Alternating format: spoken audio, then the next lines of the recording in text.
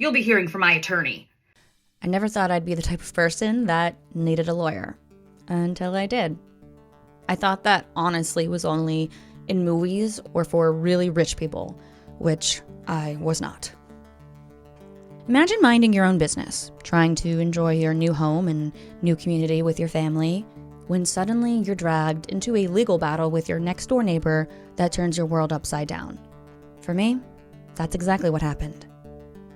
Today's episode is all about my experience hiring an attorney for the first time, and not just one attorney, but two. Yep, I had myself a whole legal dream team. And trust me, when you're faced with a situation like this, having a strong legal team can make all the difference. So, today, allow me to walk you through my journey of hiring attorneys and how they helped me navigate a lawsuit that honestly felt like something straight out of a TV drama. A little background to begin, which most of you will know if you've been here. At first, when we moved into our house, we were very good friends with our neighbors, but after some miscommunications, or lack of communication if you will, a Ring camera was installed by the neighbors at the back of their fence. However, the camera was purposely angled to view our backyard, areas of our property and home that we consider to be private. At that time, I had already had a large following on TikTok, and after multiple attempts of trying to block the camera to no prevail, I publicly asked for advice on what to do. I didn't know if there was some legal tactic we could do or another way to block it that we haven't already done. That video and the story surrounding it went viral. My husband and I were sued for over $1.6 million in defamation and water damage claims. The lawsuit wasn't just an annoyance, it affected our home, our family, and our sanity. I've never publicly said this before, but prior to being hit with a lawsuit from our neighbors, we had already retained our own attorney and were trying to see how to get a restraining order or a potential lawsuit because of this camera. The day we were actually getting ready to file a claim is the day that the mail carrier knocked on the door and served me with the lawsuit paperwork where my husband and I were the defendants. So within an instant, we had to completely switch gears from being a plaintiff to now being on the defense and seemingly like the bad guys. Our attorney at the time was great. However, he was not as fluent in defamation law as he was with the civil water complaint stuff.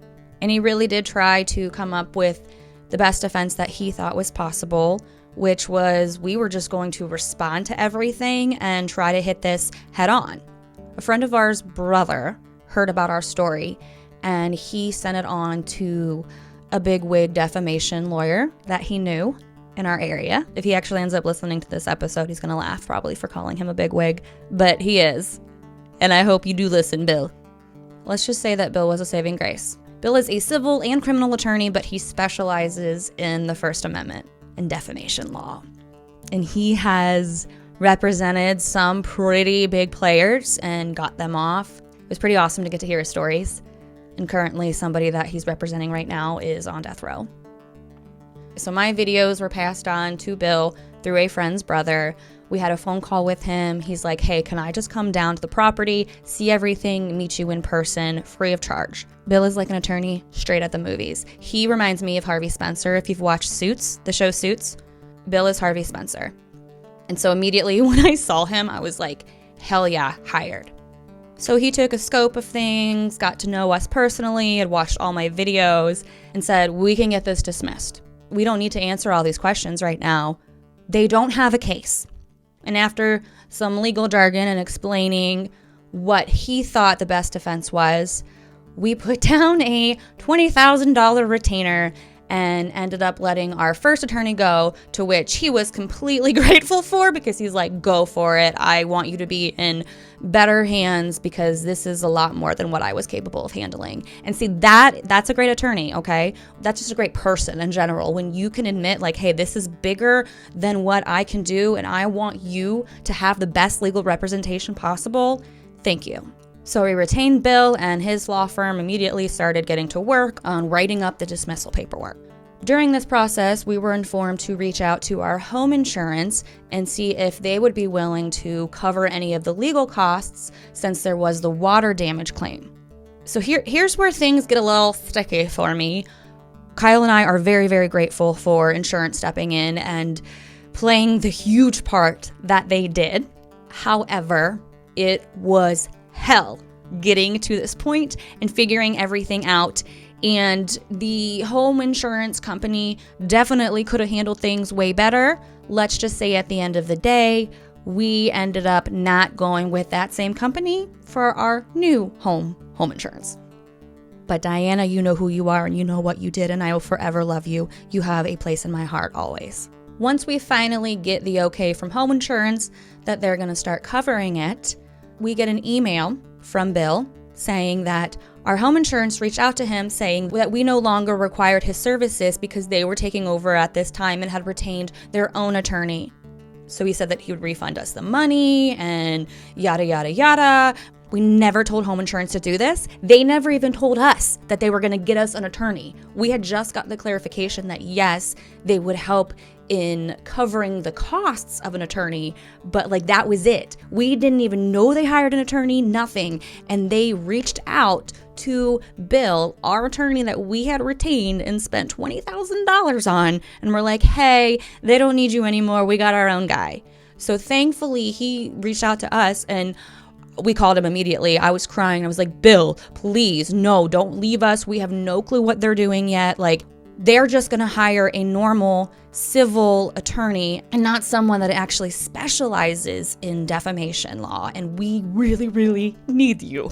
Bill immediately calmed us down, said, I'm not going anywhere. I am happy to be a second chair, backup, whatever you need. I'm here. We got a hold of the insurance company, figured it all out. So they sent us all the info to our new attorney who they would be covering, Eric. Never did I think I'd be a person that would have one lawyer, let alone two. Here's the greatest thing ever. You guys ready? If you've been here a while and you know that I have a Reddit hate group out there that I'm pretty sure is still going strong, and they've privated it after they got the first one taken down. But back when all this was happening, they happened to see that the attorney Eric is based out of Traverse City, Michigan. There were all these crazy claims and conspiracies that, oh, he must be related to Kyle because he's in Michigan. So oh, that must be Kyle's dad, and all this funny thing. And we were cracking up reading all this. We're like, holy shit, the way people will just assume things and conspire and go crazy. You guys, we've never met Eric a day before in our life before this situation. And it was just a coincidence that the attorney, the insurance company happened to pick for us was based out of Michigan. And we're, huge Michigan people. But we are in no way related to Eric. Once things finally got situated, we had both Bill and Eric on board. Eric was our primary attorney. Everything was going through him and his office, and everything was paid by insurance. Eric's office would set up everything, send it over to Bill and his office, make sure that they didn't want to change or add anything that Eric's office might have missed to defamation law and freedom of speech. And then we personally were billed for whatever Bill's team did. It was taken out of the retainer we had already paid. So the dynamic of Bill and Eric. Remember, I said Bill was Harvey Spencer. He is our very clean, nice suit, the gelled hair, he is looking spiffy every single time. Then Eric, on the other hand, was your typical Midwestern dad. Not to say that he was sloppy and anything like that, but he just had, he just had this sweet, typical dad vibe, okay? And that was his demeanor. And the two of them vibed together. They worked really, really well together. We actually made the joke that Bill was me and Eric was Kyle, because Bill was the one that was always like, all right, we're going to fight and we're going to do this and rah, rah, rah, and I'd always get me worked up and I'm like, yeah, Bill, let's go. And my favorite thing about Bill is he would try to be very serious, like Harvey Spencer, right? And I would throw out my weird, silly, whatever words I'd say. and he would crack. And my favorite thing in the world was getting Bill to crack that smile, Anne. And Eric was Kyle, you could just look at him and know, oh, that's a really nice guy. I'm just gonna go chill with him. And he was more calm and reserved. But when it mattered, oh man, that dog came out to play. Going through this legal battle was a learning experience, one that I never wanted, but it taught me a lot. I realized that having the right legal team can make you feel less alone in a fight that seems overwhelming. One of the biggest lessons I learned is to trust the people you are hiring to defend you. At the beginning, I didn't know Bill or Eric, but over time, they got to know us and they really got to care about us and validated the experience that we were going through, but they never actually sugarcoated anything. There was several incidences where Kyle and I were like, we got him, we've got them. Okay, guys, here we go. One time in the midst of all this crazy shit and all this Reddit crazy stuff and trolls, there were some accounts on TikTok that actually their usernames were their real names, and we were able to link them back to certain people. One night before one of the emergency hearings, we were able to get a troll to click on a link that was able to give us their IP address. The IP address,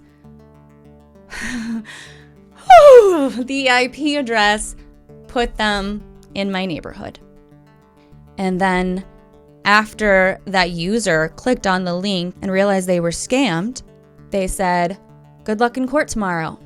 Nobody but the involved parties knew we were going to court that day. So whoever this account was that knew that lived in our neighborhood. There were incidents like that. Kyle and I were like, oh my God, we got them. We can show, we can prove, blah, blah, blah. But that is not the way the court system works. Because even though we had proof and evidence of so much stuff, because we were the defendants, we weren't even in the discovery process yet. We had literally only been able to send back a thing that's saying all of these claims should have been dismissed. We were not able to bring any of that into the court's eyes yet. We were holding on to all of this until we would have gotten to the discovery process, and then we could have hit them with everything. But until we made it to that point, we literally just had to sit on our hands. Things do not work as fast as they do on TV or even remotely go in any type of order like they do on TV. My favorite thing about my attorneys is that they always backed me no matter what. A couple times, Eric would be like, oh my God, Sam, what are you doing? And one time I even got mad at him on the phone because Bill had my back on something and he was like, no, because of the First Amendment, you are covered by blah, blah, blah, blah, blah. But Eric at another conversation was trying to tell me I had to take a video down or do something. And I was like, no, I'm not doing it. Bill said I didn't have to. And I was hysterical. Poor Eric. I'm sorry, Eric. I really owe Eric a fruit basket or something, because the one time when we were sitting at one of the emergency hearings, actually the day that we thought we could get them, we sat out there and Eric was telling me that maybe I should stop doing the Bertha Basin videos. Even though legally I wasn't doing anything wrong, let's not add more fuel to the fire and continue making these Basin videos for them to continue trying to hold me in contempt with. And I was like, oh, but that was my thing, man. Recreating famous scenes or making funny videos with a random object in my yard. So Eric was like, well, can you just pick something else to make videos with, like a rock or something? And me being me and sassy and sarcastic, if you've been here, if you were around back when that was happening, you might remember the lattice. Okay, so the lattice was a wood panel lattice that we had installed in our backyard as a privacy wood panel to try to block the camera, that the camera was then moved past multiple times. But we had this lattice up that was trying to be a barrier. And I introduced it to the public as Larry Lattice because I have a problem and I name inanimate objects. So when Eric said, pick something else in your yard to make videos with, I was like, oh, I got the perfect thing. I'm going to make videos with Larry Lattice now. He about fell out of his freaking chair. He was like, no, Sam, that's not what I mean. Please do not make any videos related to anything to I was like, Eric, I'm being sarcastic. I'm not really going to do that. If I'm going to stop doing one thing, I'm not going to do something else that is just going to provoke people even more. Caught his breath and he's like, oh man, I'm going to need so many antacids to defend you. Kyle starts laughing and he's like, yeah, now you know how I feel. Because when I feel safe with somebody like my husband, I will just immediately say what comes to my head. Not that I'm actually going to act on that behavior or those intentions, but like the thought comes in and I just have to be silly and say it. So I started to be like that with Bill and Eric. Bill got a kick out of it and knew when I was being sarcastic and not. Poor Eric was like, oh my God, what? This was another thing the online trolls tried to harass me with. When I was charged with disorderly conduct, people started leaving comments like, oh, now you're going to have to get a criminal lawyer as well. Ha, ha, ha, ha. And I was like, ha, ha, ha, bitch. My defamation lawyer is already my criminal lawyer. What now? For real, when the sheriff deputies were still at our house charging me with disorderly conduct, Kyle was already on the phone. Bill, she's out there yelling. Cops are here. Bill had my back the entire time. Bill watched all my videos. Bill never told me that I legally had to take them down. He stood behind me. He always gave me the options. Usually there were like 3 options. He's like, we can either do this, this, or this. And then I was allowed to pick, and there were some times where I had some extreme options. Like when I went to fight disorderly conduct, I was supposed to get a jury trial and I was going to fight it, and I could have been found guilty and gotten 30 days in jail for that. However, the day of, my charge got reduced. So instead of giving the jury trial that I wanted, I had to push it back and then just had a regular judge trial, and we could talk about that at another time. He always supported me, and so did Eric. They always supported us no matter which decision we ended up doing. Whether they thought it was the best decision or the decision they necessarily would have picked for themselves, if that is what we wanted to do, they legally found a way to back us. And that is what you want when looking for legal representation. You want somebody that is not going to sugarcoat everything. It's going to validate you and say, yes, what you're feeling is real, but also I'm going to tell you legally, this is what you can do and this is what you can't do. But no matter what, they fought for us and they believed us and knew that what was happening to us was absolutely insane. After everything was dismissed, the day actually, when we were packing up our bags, I looked at Bill and I said, just because this is over, like, I can still contact you, right? You're still on my payroll. He's like, yeah, I'm here whatever you need. And I said, okay, you're going to get many texts. Hey, Bill, am I allowed to make a video saying this? And he's like, and my best advice is going to be, Sam, if you're asking me if it's okay, it's probably not. After it was dismissed, we were still out $20,000. We spent all of our retainer. Honestly, we spent probably way more than that, but Bill was the most amazing attorney and really, really felt for us and knew our family, knew what was going on, and he never charged us a dime over that retainer. I also have to thank another attorney friend of ours that was involved a few times and came and was an expert witness for us. Pete, you know what you did. You mean so much to our family. Forever, forever grateful for you. In the end, even though everything was dismissed, we were never held liable. I wish I could say it was like a weight being lifted off my shoulders immediately, but it wasn't. The emotional toll of going through something like this sticks with you. Looking back, I realized that this whole experience taught me so much about boundaries and resilience and standing up for myself, even when I wanted to just give up and hide. It's one of those life lessons I didn't ask for, but I definitely needed. If you're listening to this and you're going through something that feels too big to handle, whether it's a legal issue or something else, even the smallest little pinprick of a problem, know that it's okay to ask for help. It's okay to bring in professionals who know more than you do and let them guide you through it. You don't have to carry everything on your own. So if you're ever in a situation where you need to call a lawyer, don't hesitate, but don't be afraid to shop around, get second opinions. If we would have stayed with our first attorney, not that it wouldn't have ended up well, but it was a completely different route to take than the route we ended up taking. And ultimately, I think if we would have went with the first attorney, things may have gone overlooked or missed because that wasn't their specialty. But if you're going to take your hard-earned money and use it on a lawyer, trust them. That is literally what you are paying them for. I wish I could go back to myself and to Kyle and shake us and be like, just chill. Stop trying to overanalyze everything because they've got it. And everything that we're trying to figure out in our minds, even though we have the evidence, we have the proof, we can't use it until further on down the road, if we even get to that point in the road, which we never did. Thank you for listening to today's episode. I hope my story helps you feel a little more prepared, a little more empowered, and a lot less alone if you ever find yourself needing legal help. As always, remember, if you'd like to catch me outside of the podcast, you are free to follow me on all my social media platforms at Living Richardson. Until next time, stay strong and keep pushing forward. I love you.